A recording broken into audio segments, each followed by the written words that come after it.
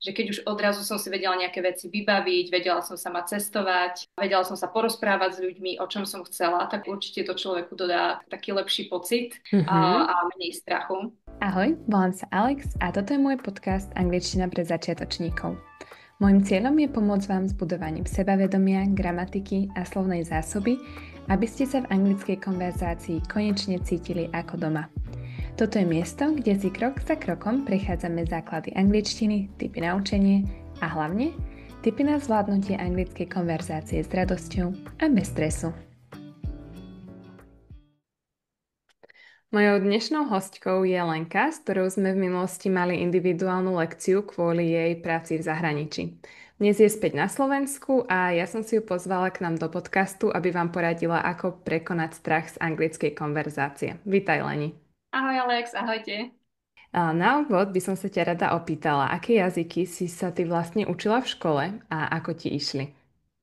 No od základnej školy som sa učila nemčinu od 3. ročníka. Mhm. A vlastne potom až do konca základnej školy som mala len tú nemčinu a na strednej škole zase len tú nemčinu 4 roky a to bolo vlastne všetko. No a potom ja som si tak akože vo voľnom čase som sa troška učila angličtinu a potom na vysokej škole tam sa to už tak troška rozbehlo, lebo som išla študovať prekladateľstvo a tlmočníctvo nemeckého jazyka a popri tom vlastne ešte v kombinácii s ruským jazykom. No a ešte sa mi tam potom v rámci nejakých nepovinných predmetov naskytla príležitosť študovať aj nejaké ďalšie jazyky, takže som ešte mala pár semestrov francúzštiny, taliančiny a vlastne myslím ešte aj angličtinu som mala. Veľmi pekné. My keď sme mali spolu lekciu, tak ti tá angličtina dosť dobre išla. Tak ako sa ti to Ďakujem. podarilo? No ja práve, že nemám dojem, že tá moja angličtina by bola nejaká extra dobrá, lebo som si vedomá tých svojich limitov, že ja síce Mhm. rozprávam, ale gramaticky, keby ma niekto počul, tak by sa asi zhrozil. Čiže ja akože nejaké tie slovíčka mám už napočúvané, či už z nejakých filmov, seriálov, textov, piesní. To napríklad už od základnej školy som si rada prekladala texty Mhm. pesničiek, lebo som vždy strašne chcela vedieť, že o čom sa tam spieva. Mhm. A vlastne ešte predtým býval aj ten časopis Bravo a Kamarát a vždy na konci bývali texty piesni aj s prekladom. A som Á, si to vždy čítala a porovnávala, že o čom sa tam asi spieva. to Ale je čo sa týka super. inak tej angličtiny, tak akože v škole som nikdy angličtinu nemala a preto tam cítim tie svoje limity, že ja vôbec neviem nejako dobre gramatiku a Mhm. rozprávam, ako mi príde. Mhm. A už vlastne len to, že možno sa už tak nebojím rozprávať v tom cudzom jazyku, tak Mhm. si hovorím, že a veď ma pochopia, hej, že aj keď Mhm. s chybami, ale nejako ma pochopia, no. O, super. Musím povedať, že ja som teda zhrozená z tvojej angličtiny nebola, keď sme Hej, mali, to som rada. keď sme mali ten náš videohovor. A bolo to príjemné na tej lekcii jednej, čo sme spolu mali, takže som prekvapená, že vlastne si sa angličtinu nikdy nejak tak oficiálne neučila takto v škole, alebo teda len tých pár semestrov, čiže možno to máš naozaj tak dobre napočúvané z pesničiek alebo z filmov.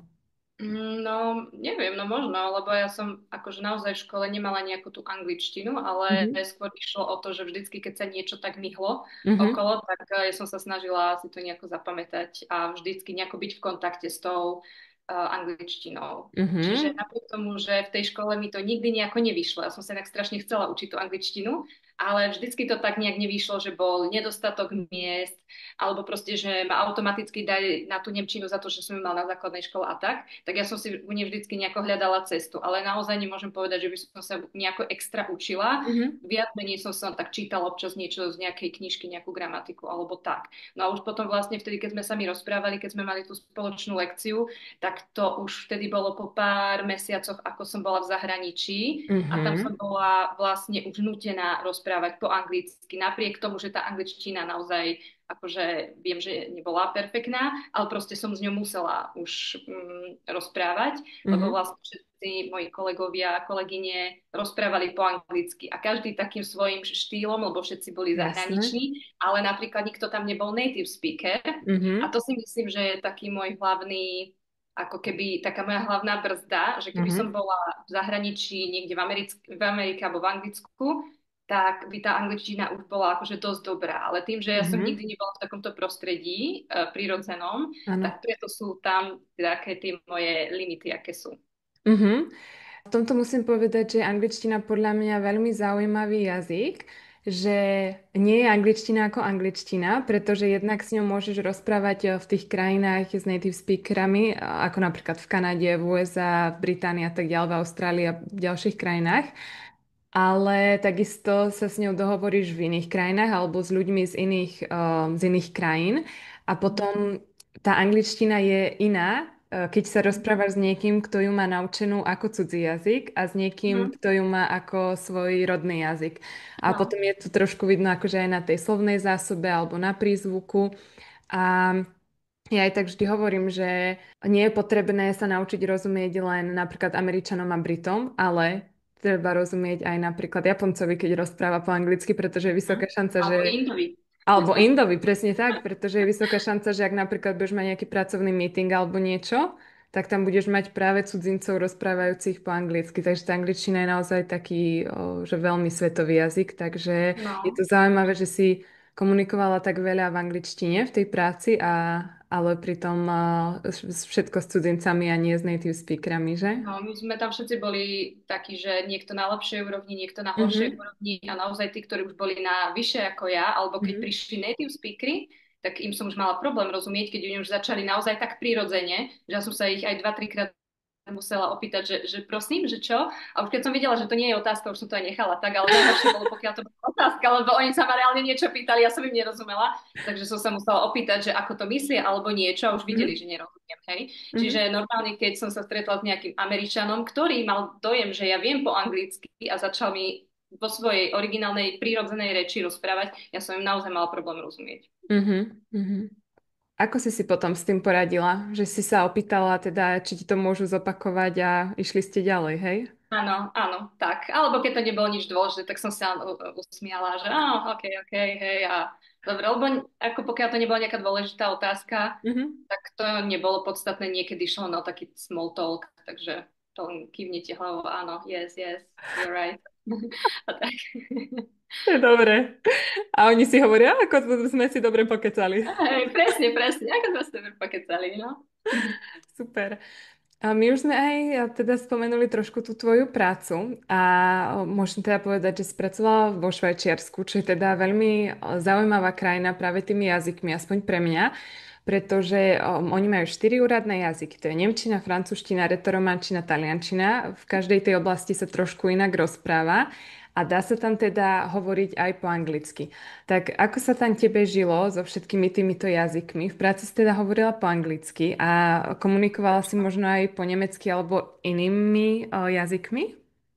No, ja som sa tam vlastne dostala na základe toho, že to bolo konkrétne to miesto, kde ja som pracovala, bolo v oblasti, kde sa hovorí po nemecky. Hej, lebo Mhm, nejaký 70% Švajčiarska rozpráva po nemecky a potom sú tam normálne také kvázi ako keby hranice. No nie sú to hranice, ale normálne idete do nejakého už iného mesta, inej oblasti a tam už automaticky je oficiálny ako keby iný jazyk. mhm, No a ja som tam šla kvôli tej nemčine, lebo oni vyslovene potrebovali ľudí, ktorí by vedeli rozprávať s nemecky hovoriacimi zákazníkmi.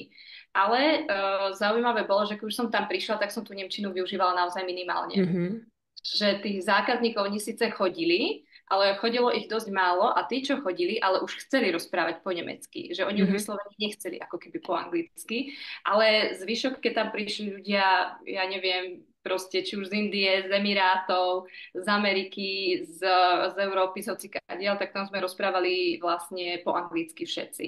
mhm, Alebo medzi sebou tiež. A už na základe toho, že akého sme mali zákazníka, keď prišiel niekto francúzsky hovoriaci, tak išla kolegyňa, ktorá vedela po francúzsky. Keď niekto mhm, nemecky hovoriaci, tak posielali automaticky mňa a tým, že sme boli taký zmiešaný tým, tak sme mhm. si tam takto akože pomáhali. No, to je A super.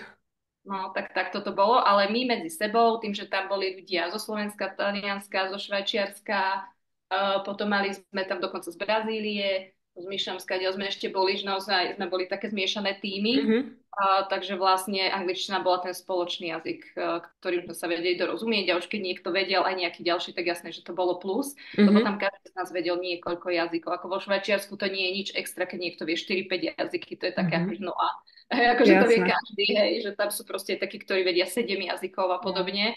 Väčšinou sú to už ľudia, ktorí majú takú už aj, dajme tomu už vyššie kvalifikovanú prácu, alebo Mhm. ktorí sú nejakí riaditeľi a podobne, alebo samozrejme Švajčiari originál, že oni naozaj mnohí vedia všetky tieto jazyky plus angličtinu. Úžasné. Až na retorománčinu, tá sa používa veľmi málo, to asi len nejaké 3% obyvateľov a to sa Mhm. bežne ani nepoužíva iba v niektorých tých konkrétnych oblastiach a tá bola ďaleko odo mňa. Úžasné. Pre mňa je toto veľmi zaujímavé, pretože mňa celkovo jazyky, kultúry, cestovanie a tak mňa to Mhm. zaujíma. Tak dúfam, že sa to našim poslucháčom páči rovnako ako nám, že sa dozvedeli tu nejaké fun facty z Je to Európy a určite zo zaujímavá Švajčiarska. skúsenosť. Mhm, mhm. Na svojom Instagrame sa často venuješ témam ako je sebaláska, sebavedomie. Súvisia pre teba osobne aj s učením sa jazykov a možno s tou konverzáciou v cudzom jazyku? No, určite to spolu súvisí, ako od toho, aký máme k sebe vzťah, tak súvisí veľa vecí, aj to, že akú máme prácu, akú máme partnera, aký máme sami k sebe vzťah.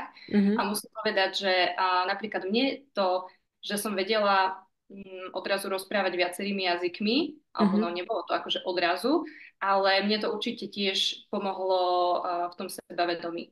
Že keď už odrazu som si vedela nejaké veci vybaviť, vedela som sama cestovať, vedela som sa porozprávať s ľuďmi, o čom som chcela, tak určite to človeku dodá taký lepší pocit mhm, a menej strachu. mhm, A super. určite. Mhm, čiže ty to vnímaš tak, že tá znalosť toho cudzieho jazyka ti možno dáva taký lepší pocit sebavedomia, keď Určite. cestuješ alebo si v práci. Mhm, Určite. Jasné. mhm, Hej, super. hej. A vnímaš Aj. to aj naopak, že zase to pomáha v tom učení sa ďalej?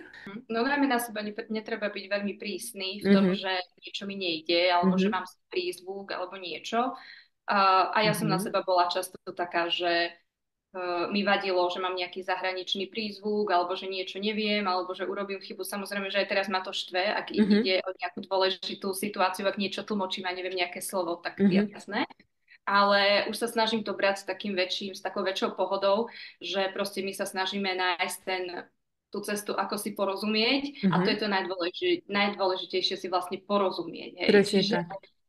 nejde o každé slovo, aby sme vedeli proste, povedzme to tak, ako to vieme povedať. To, že máme prízvuk, tak to vôbec nevadí, lebo každý má prízvuk, pokiaľ nie je rodinný hovoriaci, alebo pokiaľ nemá možno bilingválnu rodinu, alebo podobne.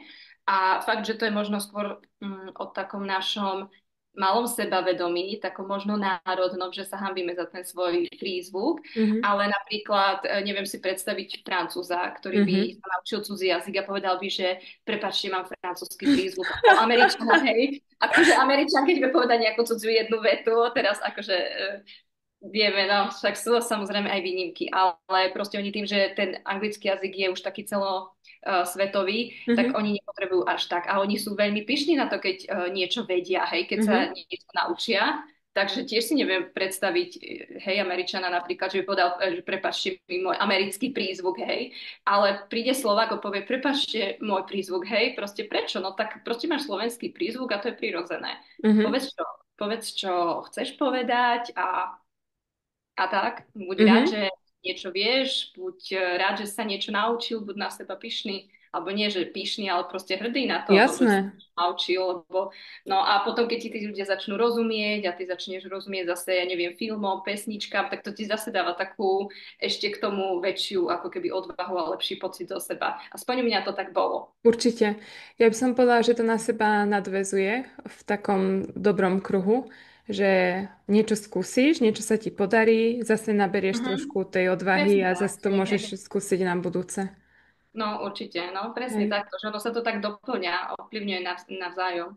Lebo niektorí si možno aj povedia, že oni sa nevedia naučiť jazyky, lebo na to nemajú talent a podobne. Ja Mhm, osobne tiež nemám na jazyky talent. Na mnoho vecí nemám talent, ale proste som sa nejako naučila to akceptovať, že viem, kde sú moje plusy, viem, kde nie sú a proste na seba netreba byť taký prísny a keď sa chceš naučiť ten jazyk, proste sa ním obklop, počúvaj ho, uč sa, keď môžeš a o tom to je, lebo naozaj sú ľudia, ktorí majú talent na jazyk. Ja som takých stretla, ale ja medzi nich naozaj nepatrím. Mhm. A dokonca aj tú moju nemčinu, ktorú mám tak strašne rada, tak tie prvé roky ja som ju neznášala, mne sa ju nechcelo Mhm. učiť a ešte domáce úlohy za mňa písal starší brat. Mhm. Takže proste ja naozaj nemám talent na jazyky, ale tým, že som si potom k tomu nejako našla cestu, tak proste sa mi to čím ďalej tým lepšie učilo a tým viac som mala aj zo seba lepší pocit a tak sa to už zase nabaľovalo. Ale to som rada, že to hovoríš a ja tiež veľké plus vnímam v tom, keď sa človek obklopí jazykom a že sa tak stane nejak súčasťou jeho života a robí to podľa mňa potom veľký rozdiel v tých výsledkoch. Určite, ako keby tá hlava už začne premýšľať potom v tom jazyku. Presne. Že určite je najlepšie, keď človek má tú možnosť ísť do zahraničia. Pokiaľ nemá, tak aspoň počúvať tie seriály, filmy a pesničky a podobne, prekladať si texty piesní a Mhm. podobne. Ale naozaj tá hlava už postupne začne premýšľať v tom cudzom Mhm. jazyku a napriek tomu, že nemčina je taký ten môj jazyk, ktorému sa najviac venujem. Tak keď som bola vo Švajčiarsku a som skoro vôbec ten jazyk nepoužívala, mne sa už rozprávalo ťažko, a už som premýšľala v tej angličtine. Mhm. Takže potom už aj tí moji nemecky hovoriaci kamaráti boli takí, že ale ty vieš lepšie po anglicky ako po nemecky, nie? A ja, že ale kdeže, vedia nemčinu, bože môj, veď to je môj milovaný jazyk, ale medzi časom sa to proste stalo tak, že fakt tá hlava sa prepla do tej angličtiny a potom, Áno. keď som sa vrátila domov, tak zase sa vypla a zase som sa venovala viac nemčine a teraz už zase premýšľam skôr po nemecky. To je inak veľmi zaujímavé. Mňa to dosť fascinuje, ako náš mozog prepína medzi tými jazykmi a No, vyberá si nejaké tie informácie, ktoré zrovna potrebuje. A hej, ja keď hej. som bola v Španielsku, teda predtým som sa učila nemčinu na strednej, aj som bola potom na výške na Erasme v Nemecku, tak som sa učila ako nemčinu, aj som ju používala, aj vo Švajčiarsku vlastne. A potom som išla na stáž do Španielska a tam som bola veľmi, veľmi na začiatku španielčiny a mne začali naskakovať nemecké slovíčka, hoci som už zo pár rokov po nemecky nehovorila. No. Že ako keby Mhm, som len otvorila nejaký šuflík, že cudzí jazyk a ten mhm. mozog si tam začal proste hádzať nejaké slovíčka, aké tam našiel. No, Takže no, chvíľku to bol taký guláš, ale potom sa to tak nejak upratalo. A ja som inak bola presne no. tento typ, že mne veľmi pomáhal ten pobyt v zahraničí, či práca, či štúdium na učenie sa jazykov. Za toto majú moji študenti a študentky fakt, že obdiv u mňa, že sa učia takto na Slovensku bez toho zahraničia. Mhm. A tiež sa im snažím tak poradiť, že aby si vymodelovali to prostredie čo najviac, ako vravíš, že aby sa obklopili ľudia tým jazykom, či počúvať, či si niečo prečítať a ideálne, keď to človek zaradí do svojich záujmov, do hobby. Študentka mi teraz napríklad hovorila, že pozerala nejaké video o face yoga po anglicky a ja, že Aha, wow, proste to je perfektné. super. No. A ešte keď si spomínala ten prízvuk, tak ja by som povedala, že vidím rozdiel medzi prízvukom a výslovnosťou. Pre mňa je Mhm. dôležité, aby sme mali správnu výslovnosť, aby Áno, sme nevyslovili slovičko nesprávne a v podstate by mohlo znamenať niečo iné. áno. Ale prízvuk, akože na ňom až tak podľa mňa nemusíme lpieť. Určite je to dobré, keď sa učíme tak, ako sa vyslovujú tie slova, že už Mhm, tá melódia, ten prízvuk a podobne naozaj mhm, nie je až taký dôležitý, mhm. ale tie slova naozaj je dobré, ak sa učíme nie podľa toho, ako sa píšu, ale ak si ich ako keby napočúvame. Dobre, Leni, mám tu ešte pre teba jednu otázku na záver. Aký tip by si dala poslucháčom na prekonanie strachu z anglickej konverzácie? Že neberte sa až tak vážne. To si hovorím aj sama sebe, že na mne Mhm. svet nestojí. Keď sa pomýlim, no tak sa pomýlim. Pokiaľ naozaj nejde o nejakú vážnu situáciu, tak proste povedzte tak, ako viete. Nesnažte sa prekladať slovíčko za slovíčko, ale proste povedzte to tak, ako viete, hoci rukami a nohami, ale proste povedzte. A zase mnohí tí zahraniční alebo ľudia v zahraničí, oni si veľmi cenia, keď sa snažíte používať ich jazyk, keď už sa len pozdravíte, poďakujete, tak si to naozaj veľmi cenia. Mhm. To je krásne. Ďakujem ti pekne a na záver ešte môžeš poslucháčom povedať, kde s tebou môžu zostať v kontakte alebo ak ťa môžu sledovať na sociálnych sieťach. Ja som na Instagrame ako Lady Slovakia Fashion, som tam Mhm. vlastne cez túto svoju značku, ale venujem sa pracovne hlavne teda jazykom. No a rozmýšľam aj nad tým, že by som si vytvorila aj nejaký jazykový Instagram, ale na všetko treba nejaký čas. A Mhm. ten som momentálne až tak veľmi nemala, ale možno, že v budúcnosti uvidíme. Perfektné. Tak budeme sa tešiť možno aj na jazykový Instagram a zatiaľ teda na tento. Ešte raz ti ďakujem, že si prišla do podcastu a za tento rozhovor ti ďakujem. A ja ďakujem, Alex, za veľmi milý rozhovor.